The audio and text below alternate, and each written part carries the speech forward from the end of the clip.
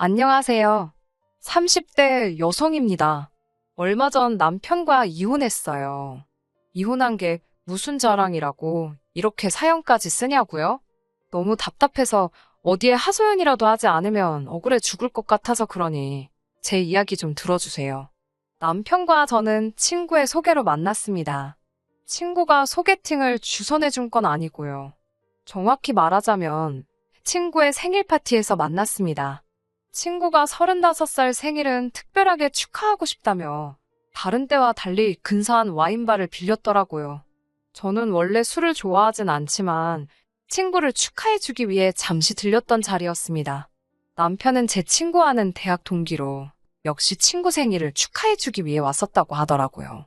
어쩌다 보니 저희는 바로 옆에 앉게 되었고 아무래도 술이 한두 잔 들어가니까 서로 누가 먼저랄 것 없이 이야기를 나누게 되었습니다. 남편의 외모가 제 스타일은 아니었지만 과묵하면서도 저를 잘 챙겨주는 모습에 호감이 생기더라고요. 물론 이때만 해도 진지한 사이로 발전하게 될 거라는 예상은 미처 못했습니다. 하지만 며칠 뒤 남편이 친구를 통해 연락을 해왔습니다. 신뢰가 되지 않는다면 이번엔 말짱한 정신으로 저를 만나보고 싶다고 하더라고요. 남편의 적극적인 태도에 저도 못 이기는 척 남편을 한 번 더 만나보게 되었어요. 그날 이후로 저희는 오래 지나지 않아 연인 사이로 발전하게 되었습니다. 성향이 잘 맞았던 덕분인지 저희는 사귀는 동안 크게 다투는 일이 없었고 스트레스를 받지 않으니 함께 있는 시간이 편하다고 느껴졌습니다. 결혼하는 게 당연하다고 느껴지던 무렵 남편이 프로포즈를 해왔고 그렇게 양쪽 집안 부모님들의 축하 속에서 결혼을 하게 되었습니다. 하지만 결혼 생활은 두 사람만 좋아서 되는 게 아니라는 걸 살아보니까 알겠더라고요. 저희 둘만의 결혼 생활은 대체적으로 무난하고 즐거운 편이었습니다. 저는 남들이 이름만 들으면 알 법한 안정적인 회사를 다니는 직장인이었고 남편 역시 본인이 좋아하는 일을 하며 돈을 벌고 있었어요. 벌이에 있어서 약간의 차이가 있기는 했지만 서로 크게 개의치는 않았습니다. 결혼할 때부터 경제적인 부분에 있어서는 터놓고 이야기를 나눴었기에 제 입장에서는 제가 손해본다고 생각할 이유가 없었고 남편 입장에서는 쓸데없는 자격지심을 느낄 이유가 없었지요. 그런 저희가 다투게 되는 경우가 종종 있었는데 그건 바로 시아버지 때문이었습니다. 저희 시아버지가 그토록 괴팍한 분인 줄 진즉에 알았다면 결혼을 다시 생각해봤을지도 모르겠다고 생각했을 만큼 정말 받아주기 힘든 분입니다. 그런 생각까지 했던 건 무서웠거든요. 언젠가 나중에 내 남편도 이렇게 변하면 어쩌지라는 생각이 들었으니까요. 제 입장에서는 결혼 전에 시부모님 성격을 파악할 충분한 시간이 없었습니다. 그도 그럴 것이 본격적으로 결혼 이야기가 나오고서야 왕래를 시작했으니까요. 인사드리러 간 날 한 번, 상견례 자리에서 한 번, 그리고 식장에서 한 번, 총 3번을 본 게 전부입니다. 그때마다 아버님은 별 말씀이 없으셨는데 저는 아버님이 남편처럼 과묵한 성격을 가지셨기 때문이라고 생각했어요. 나중에 듣기로는 그때마다 뭔가 마음에 안 드시는 게 있어서 삐져 계셨던 거지만요. 그나마 남편과 어머님이 아들 장가 보내야 하지 않겠냐며 사정사정해서 달래놓으셨던 거랍니다. 이 얘기를 들었을 때 사기 결혼을 당한 심정이었네요. 차라리 그때 욱하시는 모습을 보여주시지. 평생 도백 가게를 하셨다는 아버님께서는 그 흔한 직원 한 명 두질 못하셨는데요. 역시 당신의 성격 때문이었습니다. 어쩌다 젊은 사람들이 일 좀 배워보겠다고 와도 얼마 버텨내지를 못했답니다. 그게 일을 혹독하게 가르치셔서 그런 거면 말을 안 합니다. 언젠가 한 번은 중년의 남성분께서 일을 배우겠다고 오셨었나 봐요. 그런데 그분이 머리숱이 많이 없으셨나 봅니다. 그래서 평소에 모자를 즐겨 쓰셨는데 하루는 날이 엄청 더웠었답니다. 그래서 그분이 잠시 모자를 벗고 일을 하시는데 아버님께서 역겨우니까 모자를 쓰라고 그러셨답니다. 밥맛 떨어지게 모자를 왜 벗냐고요. 그 말을 듣고 그분께서는 심한 모욕감을 느끼셨던 모양입니다. 그전까지 아버님께 스승님이라고 부르실 만큼 깍듯하게 아버님을 따르셨다는데 그 자리에서는 서로 개하소야하면서 난리가 났던 모양이에요. 결국 두 분이서 주먹다짐을 하시고 경찰서까지 다녀오셨답니다. 더 어이가 없는 건 이걸 무슨 무용담이랍시고 아버님이 본인 입으로 여기저기 말씀을 하고 다니십니다. 저도 아버님께 들었고요. 그뿐만이 아닙니다. 당신 성격 탓에 같이 일할 사람을 못 구하시니 결국 불쌍한 어머님만 이리저리 끌고 다니시며 조수처럼 쓰셨는데요.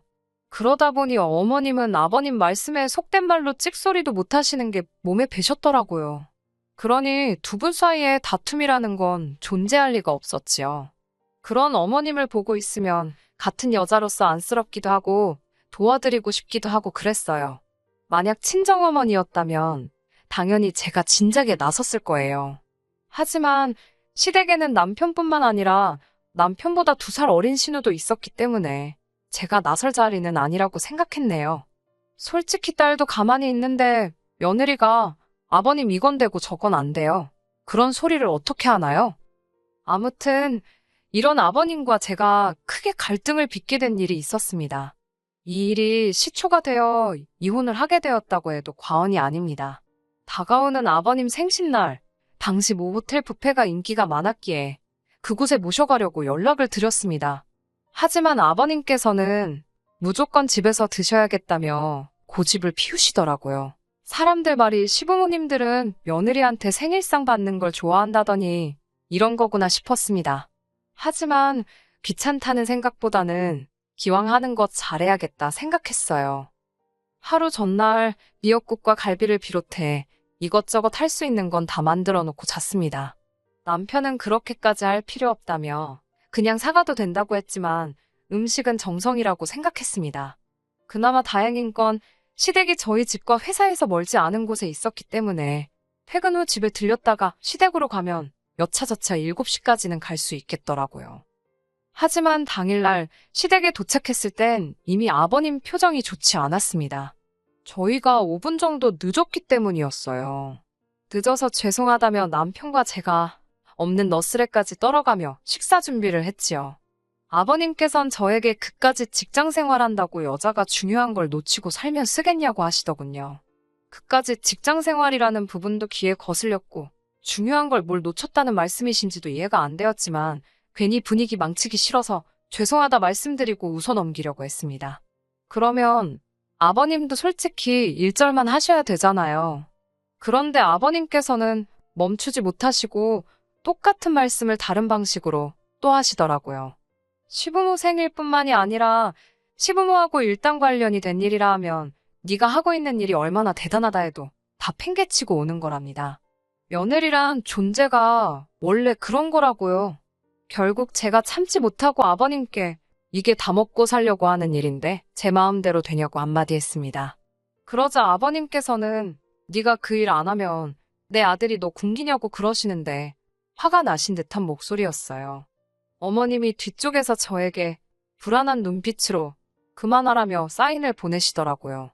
어머님을 봐서 참는다는 심정으로 아니라고 죄송하다고 마무리를 짓긴 했지만 저도 몹시 마음이 상했습니다. 옆에서 남편은 뭐하고 있었냐고요?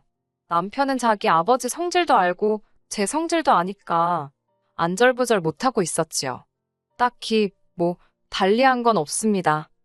그런데 있어야 할 한 사람이 안 보이더라고요.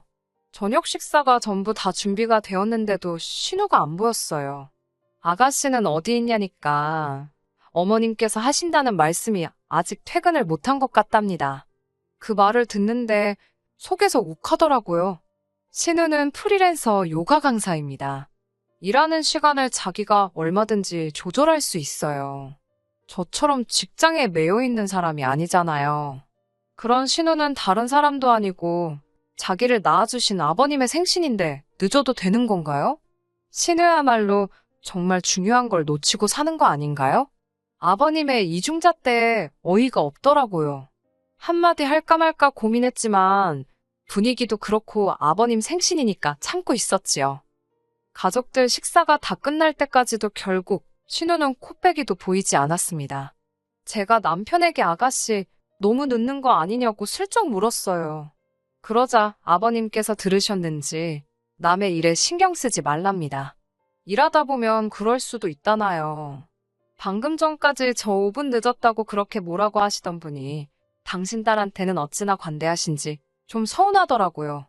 제가 아버님께 저나 신우나 똑같이 일하다 오는 건데 저는 그렇게 혼내시고 신우는 괜찮은 거냐고 서운한 티를 내며 물었어요. 순간 식탁에는 진짜 무슨 전운이 감도는 것 같았네요.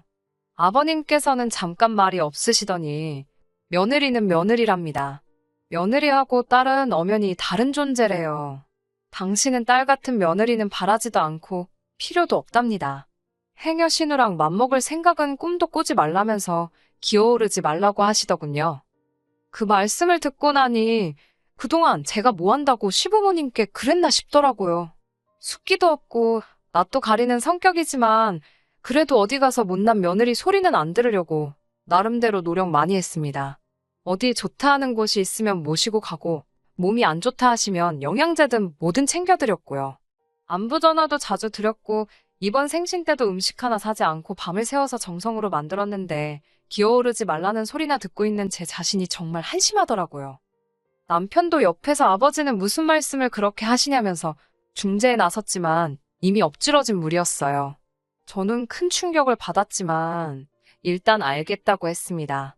아버님이 원하시는 게 그거라면 그렇게 하겠다고요. 냉랭해진 식사 자리를 정리하고 있는데 현관문이 열리면서 신우가 들어왔습니다. 신우는 아버님 생신인 건 아는지 모르는지 빈손으로 와서는 배고프다며 씻으러 들어가더라고요. 여담이지만 케이크는 아가씨가 챙길 줄 알고 저희가 안 챙겼거든요. 아무튼 마음이 상할 대로 상한 제가 집에 가려고 짐을 챙기고 있는데 아버님이 부엌 가서 저녁 차리랍니다. 당신 딸이 지금 배고프다고 하는 거 못 들었냐고요. 그래서 아버님이 차려주시라고 그랬어요. 며느리가 신우 밥 차려주는 사람이냐고요. 그러자 남편이 자기가 차린다며 부엌으로 들어가더라고요. 밥을 차리고 나온 남편과 거실에 앉아 TV를 보고 있었습니다. 그런데 이번엔 대뜸 아버님께서 저더러 화장실 앞에 양말 안 보이냐고 언제까지 안 치울 거냐고 화를 내시더라고요. 시부모 집이 지저분하면 치우는 건 며느리가 할 일이 맞지 않냐면서요. 보니까 신우가 씻으러 들어가면서 뒤집어 벗어놓은 양말이었습니다.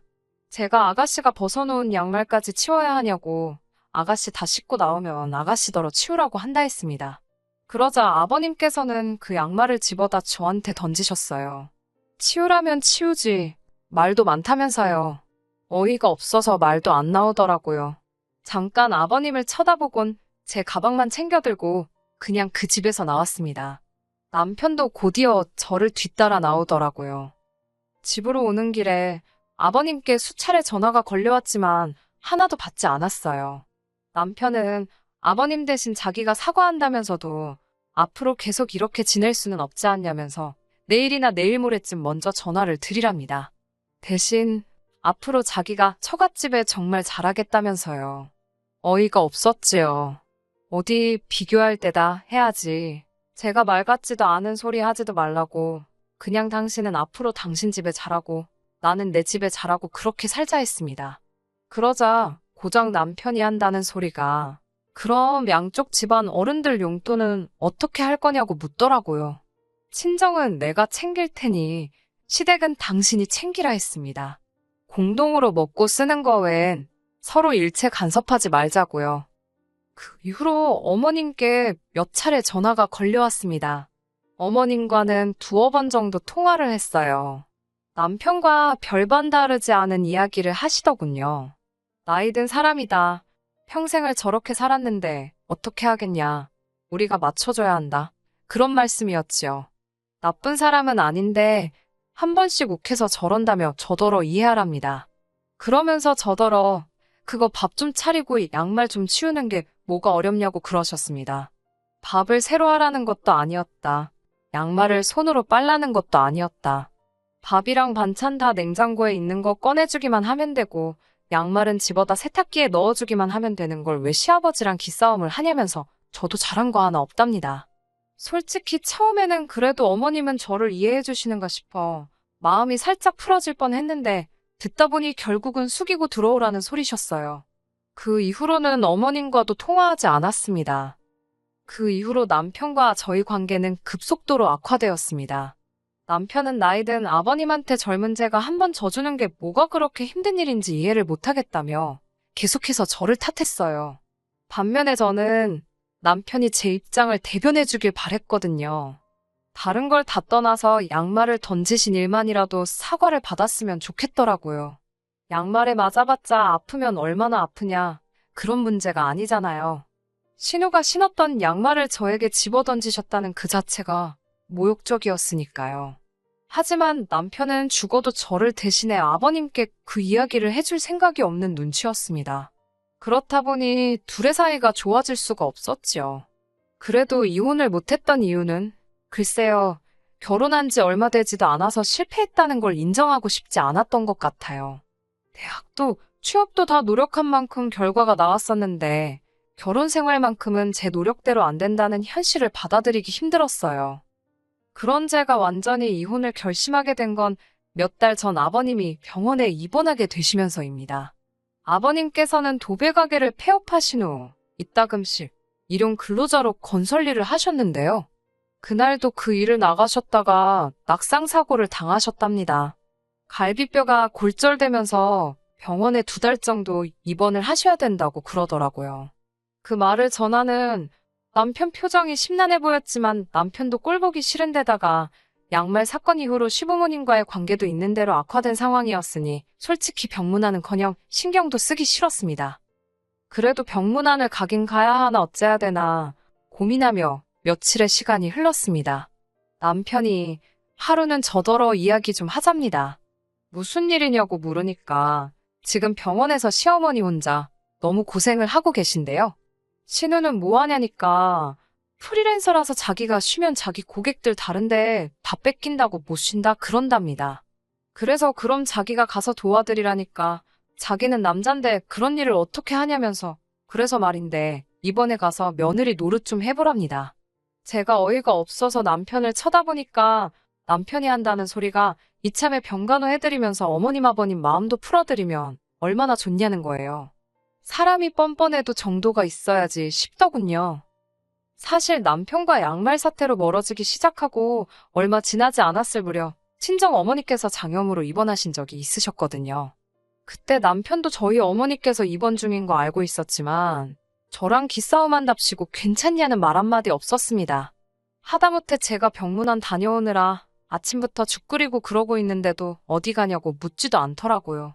자기는 그렇게 철저하게 무관심으로 일관해놓고 이제 와서 저더러 이참에 며느리 노릇 개나 주라지요. 다음날 어머님께서 병원에 한번 와달라며 연락을 해오셨어요. 당신이 개인적으로 볼 일도 있고 한데 도무지 시간이 안 난다면서요. 신우나 남편한테 말씀하시라고 매몰차게 거절할까도 했지만 오죽하면 나한테 이러실까 싶어서 이번이 처음이자 마지막이다 생각하고 회사에 반차 내고 갔습니다. 병실에 도착하니 어머님이 잘 왔다며 이야기 좀 하자십니다. 어머님께서는 다짜고짜 남편이 생활비를 안 보내주신다며 저에게 왜 안 보내는 거냐, 네가 못 보내게 하는 거냐고 따지셨습니다. 제가 어머님께 그때 양말 사건 이후로 돈 관리는 각자 하고 있기 때문에 저는 아무것도 모른다 하니까 이게 다 생활비를 안 보내줘서 일어난 일이랍니다. 돈이 있어야 먹고 살지 않겠냐며 네 시아버지가 뭐라도 좀 해본다고 나갔다가 저 꼴이 난 거라고요. 달리 해드릴 말씀이 없어 가만히 듣고만 있었습니다. 그러자 어머님께서는 이러다 당신까지 병이라도 나면 큰일 난다면서 당분간 저더러 아버님 병수발을 좀 둘랍니다. 그러면서 하신다는 말씀이 그때 아버님이 저한테 며느리는 며느리고 딸은 딸이라고 그래서 서운해하지 않았냐며 이참에 딸 같은 며느리 한번 해보라대요. 어이가 없어서 제가 웃었어요. 어머님, 저 그 자리 하나도 탐 안 난다고 딸 같은 며느리를 누가 하고 싶겠냐니까 어머님께서 그럼 그때는 왜 그렇게 삐졌냐고 물으셨어요. 아버님이 저한테 양말 던지신 거 생각 안 나시냐고 물으니 또 그 소리냐며 양말에 맞아서 뭐 피라도 났냐입니다. 그러면서 그렇게 병수발 들기가 싫으면 간병인이라도 부르게 돈이나 달라시더군요. 요샌 돈이 효도도 대신한다나요. 제가 너무 화가 나서 어머님 저한테 돈 맡겨놓으셨냐고, 그리고 그놈의 효도는 배 아파서 낳은 자식들한테 가서 찾으시라 했네요. 기분이 있는 대로 상해서 병원에 있어드리기로 한 것도 있고 그대로 뒤돌아서 친정으로 향했습니다. 평일 낮에 직장에 있어야 할 딸이 친정에 왔으니 친정부모님도 깜짝 놀라신 눈치였어요. 친정부모님께 그동안 말씀드리지 못했던 일을 전부 다 털어놓았습니다. 솔직히 신우가 벗어던진 양말로 얻어맞았다는 소리를 쪽팔려서 누구한테 할 수 있겠어요? 친정아버지께서는 바로 남편에게 전화를 거셨습니다. 화를 내실 줄 알았는데 아주 부드러운 목소리로 아버지께서 줄 것이 있으니 퇴근 후 잠시 들리라며 통화를 하시더라고요. 제가 서운한 마음에 아빠는 화도 안 나냐니까 녹음되면 어쩌냐입니다. 어이가 없어서 실없는 웃음이 나더라고요. 그렇게 친정에서 모처럼 마음 편하게 쉬고 있는데 남편이 왔습니다. 남편은 저를 보더니 자기랑 화해라도 하고 싶어서 꾸민 거냐며 이럴 거면 병원에 가서 병간호를 하는 게 맞다는 헛소리를 하는 거예요. 그때 친정 아버지께서 남편을 거실로 부르셨습니다. 그러더니 당신이 신고 있던 양말을 벗어서는 냅다 남편 얼굴을 때리셨어요. 기분 좋냐? 기분 좋아? 친정아버지의 그런 모습을 처음 봤기에 저도 친정어머니도 깜짝 놀랐지요. 친정아버지께선 네 애비가 뭔데 내 딸한테 양말을 던지냐면서 너는 뭐하는 자식인데 내 딸이 그런 꼴을 당하는 걸 보고만 있었냐며 당장이라도 남편을 두들겨 패실 기세였습니다. 그때 친정어머니가 그 정도면 알아들었을 거라며 아버지를 말리셨고요. 그 이후로 결국 남편은 저에게 사과를 해왔습니다. 자기가 직접 맞아보니 기분이 정말 더럽더라면서 미안하다고 아버님께도 자기가 꼭 사과하게 만들겠다고요. 하지만 이미 제 마음이 식을 대로 식어버린 상태였지요. 친정아버지께서 어느 정도 제한풀이도 해주셨고 위자료 욕심도 안 나더군요. 그냥 이혼만 하고 싶었습니다. 변호사 친구에게 물어보니 어차피 결혼 생활도 짧았고 변호사 수임료 떼주고 어쩌고 하면 남는 것도 없을 거라며 웬만하면 남편하고 합의해서 이혼하라고 하더라고요. 남편도 제 의사가 확고하다는 걸 알았는지 더는 설득하려 들지 않았고 그렇게 이혼했네요. 끝나서 너무 후련합니다. 그 사이에 시아버지는 퇴원하셨고 뭐 그쪽 집에서는 며느리 하나 잘못 들어와서 집안 꼴이 어쨌네 저쨌네 말이 많은 것 같았지만 별로 신경 안 쓰이더라고요. 그리고 저랑 살 때는 그렇게 한 번만 숙여드리라던 남편이 정작 저랑 이혼하고 나니까 시부모님하고 연 끊고 산다고 들었습니다.